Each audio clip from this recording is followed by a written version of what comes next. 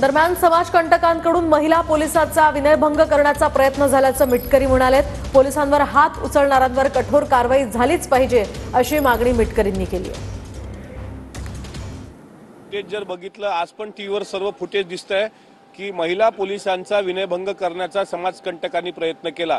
काल स्वतः महाराष्ट्राच्या मुख्यमंत्र्यांनी याबद्दल खालच्या सभागृहामध्ये निवेदन केलं आणि वरच्या सभागृहामध्ये स्वतः उपमुख्यमंत्री एकनाथ शिंदे साहेबांनी निवेदन केलं। त्यावरून नागपूरच्या दंगलीची दाहकता लक्षात येते।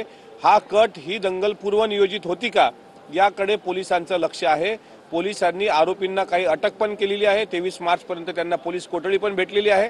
पण पोलिसांवर ज्या लोकांनी हात उगारला असेल त्यांना कठोर शासन झालं पाहिजे। एखादा आरोपी डिटेक्ट करायचा असेल तर इंटेलिजन्स ब्युरोला काही जर अशी घातपाताची शक्यता वाटली तर ते डिटेक्ट करून त्याला ट्रेस करून अटक करू शकतात किंवा ते डाव उधळून लावू शकतात।